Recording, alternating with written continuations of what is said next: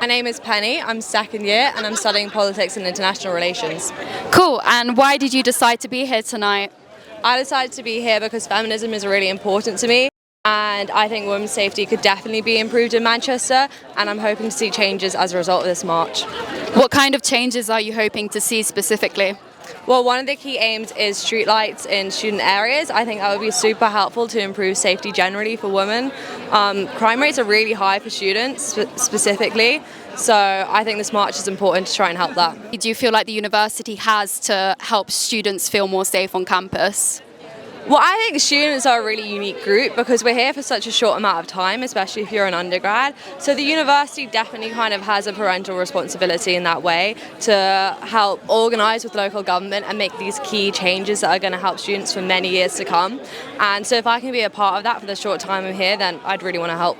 And tell me about your sign. It means I love consent and that asking people what they would like is very important and sexy.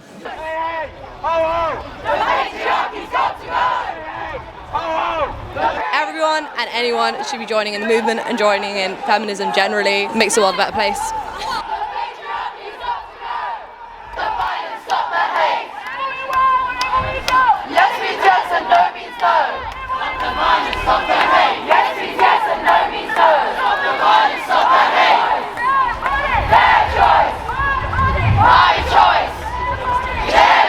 My name's Callie and I study mental health nursing. What made you decide to be here tonight? Because I think it's important that people understand that we're sick of being scared of being out at night and sick of being scared in general. It's my body, it's my choice. No one can tell me what to do, and this is what this is about.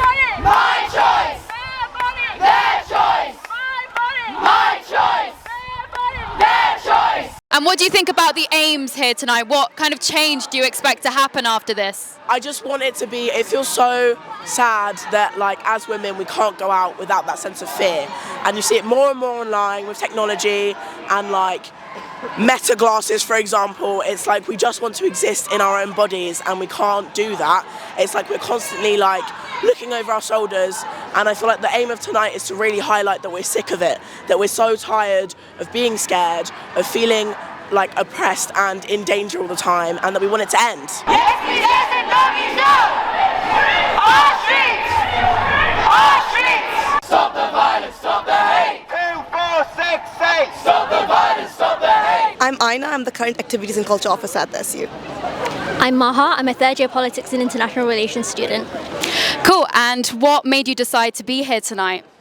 Well, it is a part of my job, I would say, but also I think it's important to show that feminism it has diverse intersectionalities, and I think that's something we both, that resonates with the both of us, to show that there are different identities involved in this, and it's not just one definition of feminism. Yeah, I would agree. I think this is my first time at Reclaim, so I'm really interested to see like how it goes, like what we get up to at events like this. But also kind of what Aina was saying, like I think often some feminist spaces can feel like they're not like maybe meant for everyone, or they're meant for a certain type of people. But I don't think that's true. I think that feminism and kind of the fight against gender-based violence and the fight against the fight for like reclaiming our streets and for making Manchester and our university safer is a fight for all of us, a fight for women everywhere, it's a fight for communities everywhere as well. So yeah, I'm here to kind of get involved and hopefully, in the future, see more people. And what do you feel about the aims tonight of this particular march?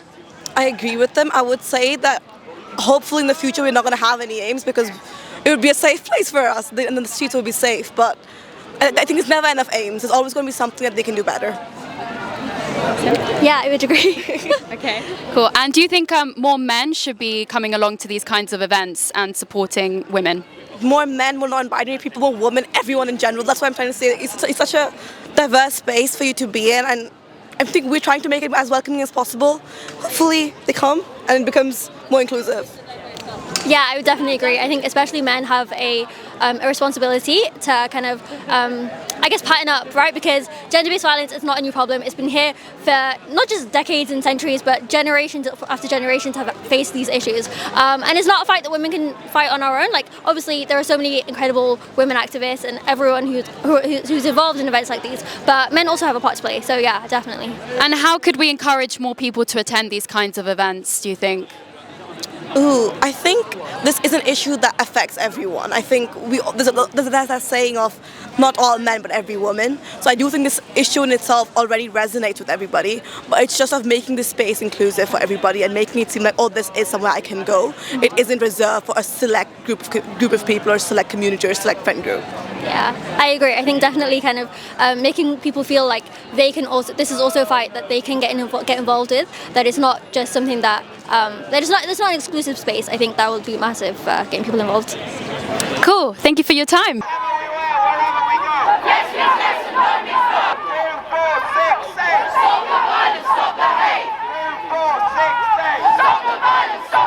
My name is Alec and I'm the elected officer here at the Students' Union for the Faculty of Humanities. Why have you decided to be here tonight?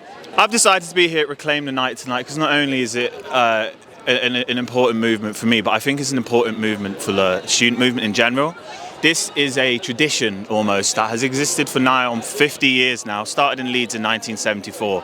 And I think it's vitally important, though some would say, and I would agree, that, you know, it is just a march at the end of the day and you should always be doing more, but it's vitally important to show solidarity with victims of gender-based violence at all times of the year, especially at these large congregations like this with other students. Not only to make a point that these streets belong, everyone deserves to feel safe on these streets, but also that students should stand in solidarity with each other and other victims of violence at night.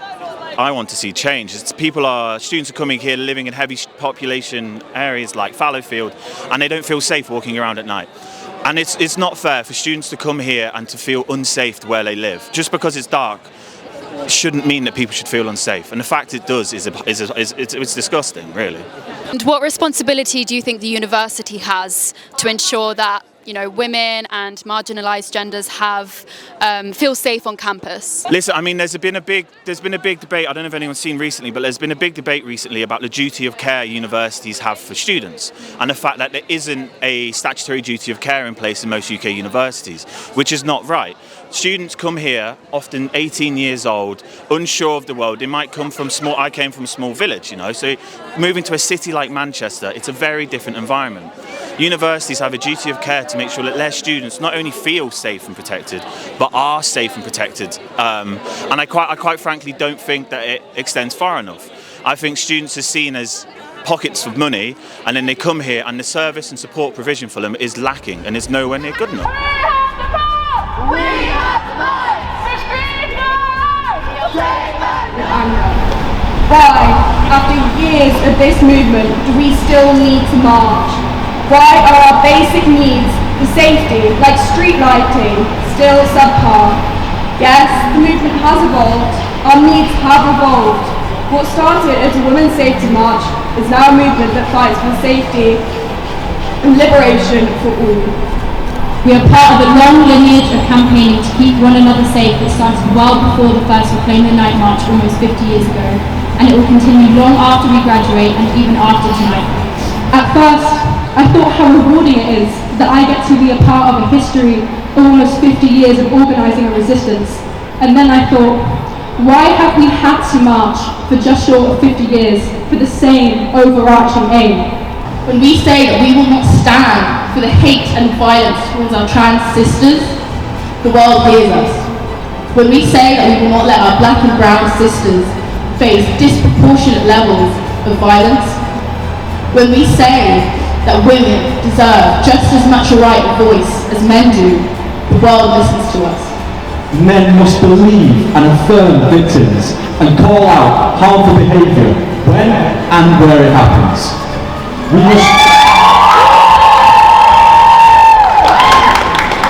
We must challenge lad culture, banter, and refuse to let these behaviours be brushed off as jokes and normalised. Thank you so much for marching, thank you so much for demanding, and thank you for believing that this city